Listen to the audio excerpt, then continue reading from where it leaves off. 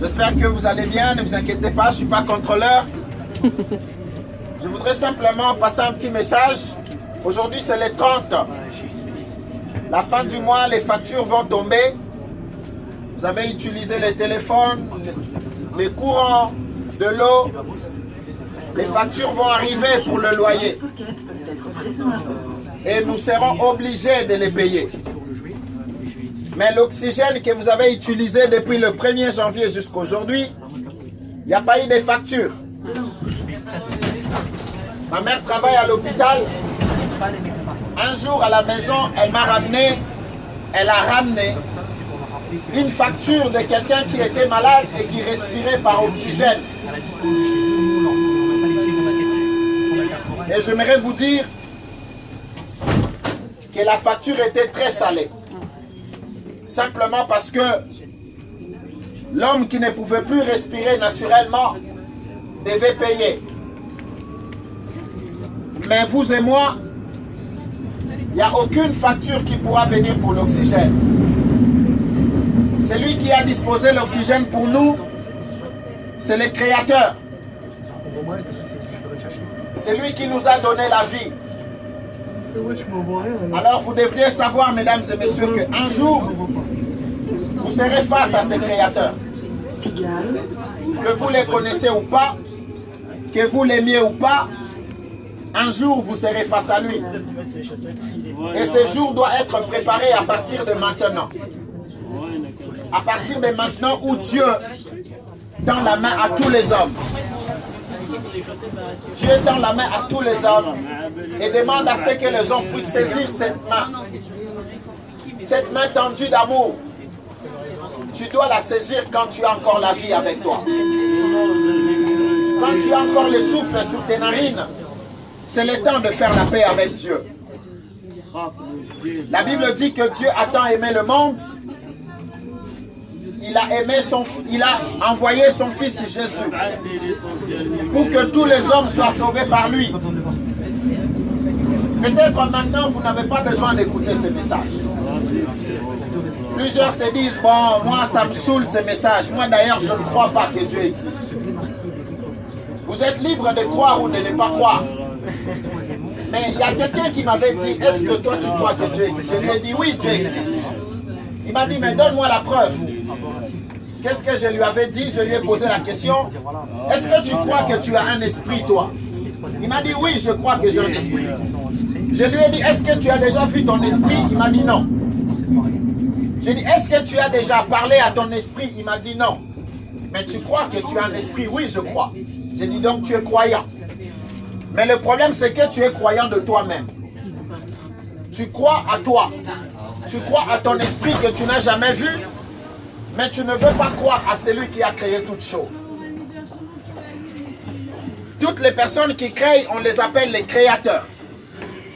Œuvre d'esprit, l'art, la beauté. Nous voyons tout ce que l'esprit de l'homme peut faire. Et vous devriez savoir, mesdames et messieurs, que toutes les merveilles que nous voyons, toute l'harmonie que nous voyons dans l'univers, a été créé par quelqu'un. Et cet homme-là, vous ne l'avez jamais vu. Mais il existe. Quelqu'un va me dire, bah, moi je crois à ce que je vois. Tu crois à ce que je vois, à ce que tu vois, c'est bien. Mais tu devras savoir que Dieu n'a pas de corps comme toi et moi. La Bible dit que Dieu est esprit. Quand j'étais enfant, je posais la question à ma mère. Mais est-ce qu'il y a quelqu'un dans l'ordinateur qui manipule les calculs, qui manipule les chiffres? On m'a dit non. Parce que celui qui a créé l'ordinateur ne peut pas être à l'intérieur de l'ordinateur. Il est à l'extérieur de l'ordinateur. C'est pareil avec Dieu. Dieu n'habite pas sur la terre. Il habite dans les lieux élevés au ciel. Mais ses œuvres sont visibles par vous et moi. Alors ce soir, mesdames et messieurs, je viens de vous parler de cet amour qui a été manifesté par Jésus-Christ de Nazareth. Pourquoi Jésus est venu mourir? Jésus est venu mourir parce que tous les hommes sont atteints d'une maladie qu'on appelle le péché. Et le péché, c'est quoi? Le péché, c'est le mal. Malheureusement, tous les hommes sont atteints de cette maladie qu'on appelle péché. Nous mentons, nous répandons le sang, nous volons, nous jalousons, nous haïssons. C'est le mal. Et Jésus-Christ est venu pour que les hommes soient sauvés de cette maladie qui s'appelle péché. Parce qu'après la mort, Dieu va demander des comptes à tous les humains.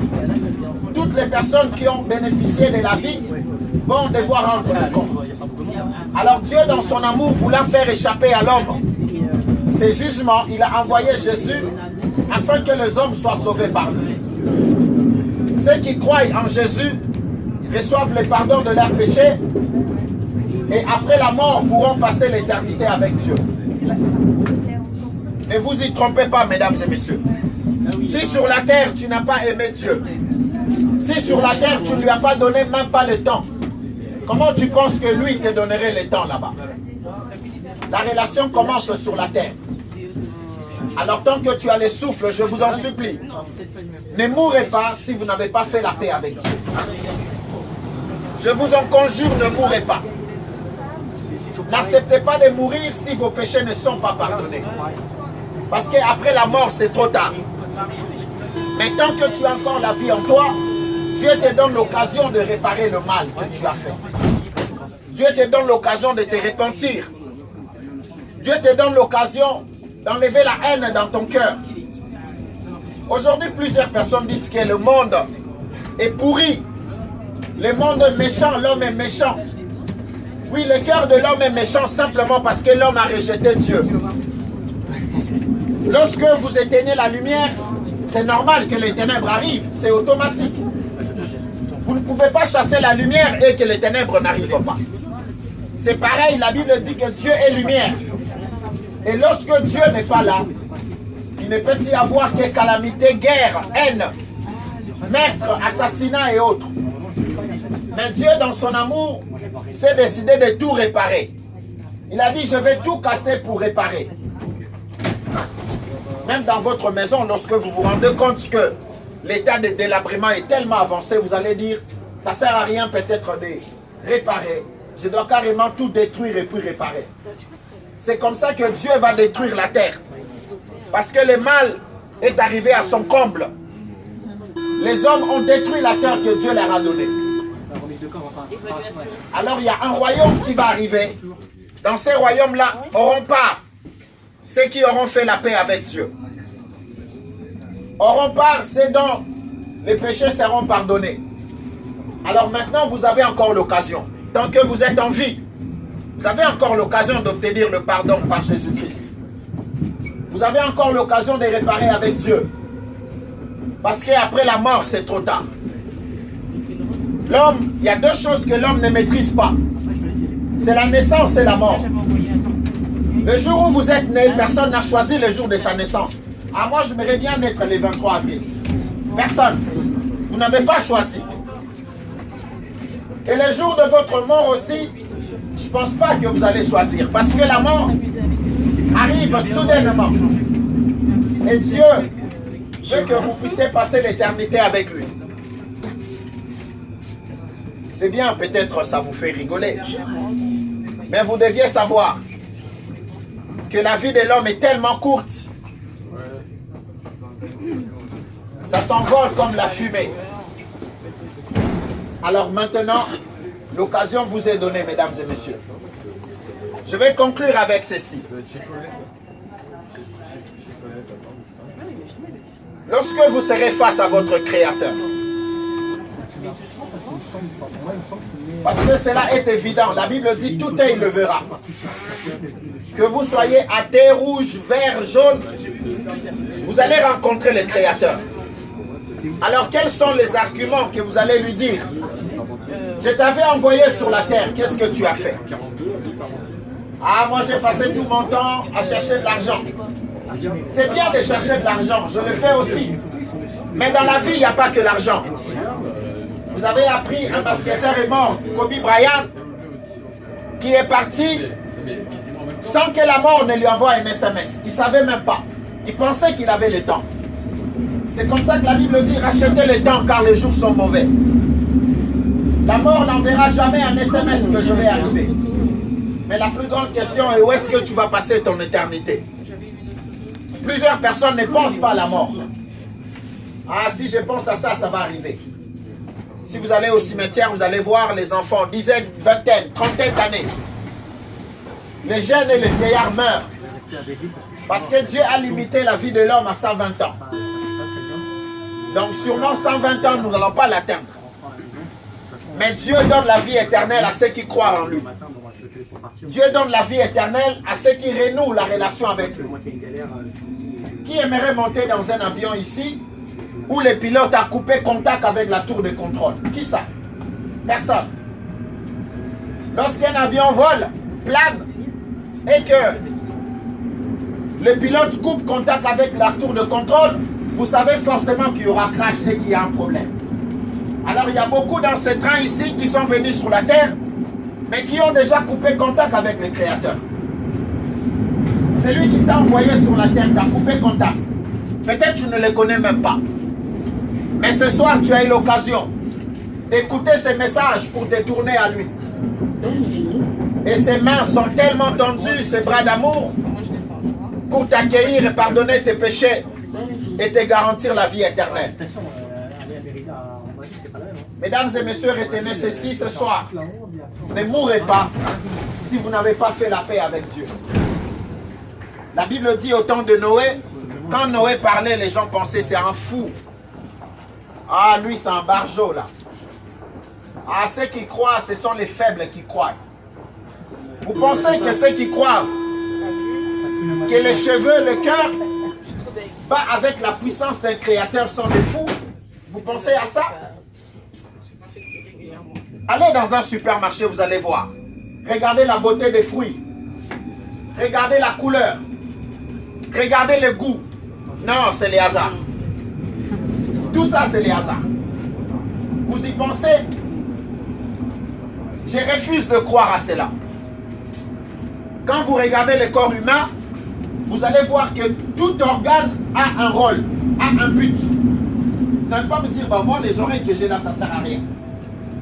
Tout ce que vous avez dans votre corps a un but. Parce qu'il y a quelqu'un qui l'a calculé. Il y a quelqu'un qui l'a imaginé et il l'a fait. Et cette personne, c'est ton Créateur. Le Dieu Tout-Puissant qui appelle tous les hommes à la repentance. Alors ce soir, répentez-vous. Tournez-vous vers le Seigneur. Et il pardonnera vos péchés. Vous aurez la vie éternelle. Pour certaines personnes, ce message sera peut-être le dernier à entendre. Nous sommes entrés dans le train. Chacun descend dans son arrêt. Ma station arrive, je descends. C'est pareil avec la vie. Tout le monde va descendre. Et le problème, c'est que ce qui arrive là où tu vas descendre, tu ne le sais pas. Alors, vaut mieux préparer le chemin avec Jésus-Christ, avoir la vie éternelle et échapper au jugement qui arrive. Mesdames et messieurs, Dieu vous aime.